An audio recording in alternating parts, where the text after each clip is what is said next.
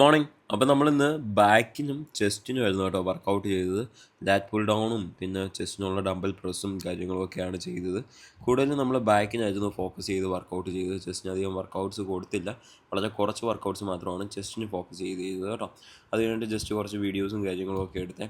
കുറേ വീഡിയോസൊക്കെ എഡിറ്റ് ചെയ്യാനും അങ്ങനെ കുറേ പെൻഡിങ്ങും കാര്യങ്ങളൊക്കെ കിടക്കുകയാണ്. അപ്പോൾ ഞാൻ ഇവിടെ നിന്നപ്പോൾ തന്നെ ആലോചിക്കുന്നുണ്ടായിരുന്നു പങ്കീസിൽ വന്നിട്ട് അവിടെ നിന്നിട്ട് കുറച്ച് വീഡിയോസൊക്കെ എഡിറ്റ് ചെയ്യണമെന്ന്. അപ്പോൾ ഞാൻ നേരെ പങ്കീസിൽ വന്നിട്ട് ചായയും മേടിച്ച് കുടിച്ചുകൊണ്ട് ജസ്റ്റ് അവിടെ ഇരുന്ന് വീഡിയോയും കാര്യങ്ങളൊക്കെ എഡിറ്റ് ചെയ്ത് കേട്ടോ.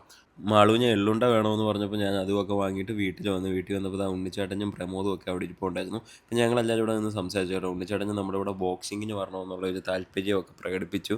ഉണ്ണിച്ചേട്ടന് നേരത്തെ സ്പോർട്സിൻ്റെ കടയുണ്ടായിരുന്നേ. അപ്പോൾ അവിടെ മുകളിൽ കുറേ പഴയ സാധനങ്ങൾ കൊണ്ടിട്ടിട്ടുണ്ടായിരുന്നു. അപ്പോൾ കുറേ നമ്മുടെ ബോക്സിങ് ഗ്ലൗവും കാര്യങ്ങളും ഒക്കെ കിടക്കുന്ന കണ്ടു.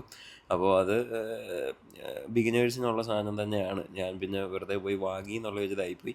കുറേ എണ്ണം ഉണ്ടായിരുന്നു. അതിനകത്തുനിന്ന് കുറേ സെലക്ട് ചെയ്തുകൊണ്ട് ചേട്ടൻ ഓരോന്നൊക്കെ എടുത്തിട്ട് ഞാൻ വീട്ടിലോട്ട് വന്നപ്പോഴത്തേക്കിനും മാളുവാണെങ്കിൽ ഭയങ്കര പണി, ഫുള്ള് വൃത്തിയാക്കും പരിപാടിയൊക്കെ. ഞാൻ പെട്ടെന്ന് തന്നെ നമ്മുടെ ബ്രേക്ക്ഫാസ്റ്റൊക്കെ കഴിച്ചിട്ട് അച്ഛൻ നിന്ന് വരുന്ന കാരണം പോയി കാറൊക്കെ നല്ല അടിപൊളിയായിട്ട് കേട്ടോ. കഴുകിയിട്ട് ഞാൻ കൊണ്ടുവന്ന ഒരു വീഡിയോയും ഒക്കെ എടുത്തു. എന്നിട്ട് ഞാനും കൈലാസും കൂടെ നേരെ മീൻ മേടിക്കാനായിട്ട് പോയി. മീൻ മേടിക്കാൻ പോയിട്ട് തിരിച്ചു വരുന്ന വഴിക്ക് നമുക്ക് കൊറിയറൊക്കെ വാങ്ങണമായിരുന്നു. അങ്ങനെ കൊറിയറും എല്ലാം വാങ്ങിയിട്ട് തിരിച്ച് വരുന്ന വഴിക്ക് ഒരു ചായക്കടയിൽ കയറിയിട്ട് ഞാനൊരു വിത്തൗട്ട് കോഫിയും കൈലാസിന് ഒരു മധുരമിട്ട കോഫിയൊക്കെ വാങ്ങിക്കൊടുത്തു കേട്ടോ. എന്നിട്ട് ആ ഒരു ഉള്ളിവടയൊക്കെ കഴിച്ചുകൊണ്ടിരിക്കുകയാണ്.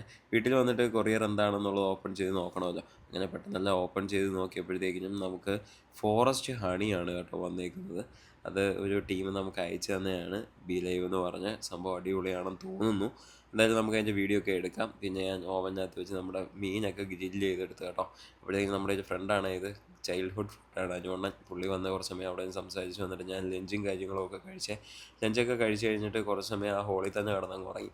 അത് കഴിഞ്ഞിട്ട് ബോക്സിങ്ങിന് പോകണം. സോ നമ്മൾ ജസ്റ്റ് 3 ബ്രെഡും 2 എഗ്ഗും ഒക്കെ കഴിച്ചു. എന്തെങ്കിലും ഒന്ന് പ്രീ വർക്കൗട്ടായിട്ട് എടുത്തിട്ട് പോകുന്ന കഴിഞ്ഞു. കാരണം അതിൽ പണിയാണല്ലോ അവിടെ. അപ്പോഴത്തേക്കും രാധേമ്മ ഞാവൽക്കായൊക്കെ കൊണ്ടു തന്നു കേട്ടോ. എന്നിട്ട് ഞങ്ങൾ നേരെ ചെന്ന് പരിപാടികൾ തുടങ്ങിയേ. നല്ല രീതിയിൽ ക്ഷീണിച്ച് പിഴിഞ്ഞെടുക്കാൻ പറ്റുന്ന അവസ്ഥയിലാണ് പിന്നെ ആയത്. എൻ്റെ കൈയൊക്കെ പിന്നെയും മുറിഞ്ഞു കേട്ടോ. ആ ഗ്ലൗസും കാര്യങ്ങളൊക്കെ ഇട്ടിട്ടും കൈയെല്ലാം മുറിഞ്ഞു. പിന്നെ നമുക്കൊരു മൈലാഞ്ചി കല്യാണം ഉണ്ടായിരുന്നു. അവിടെ പോയി അച്ഛൻ്റെ ഫ്രണ്ടിൻ്റെ മോളുടെ ആയിരുന്നു.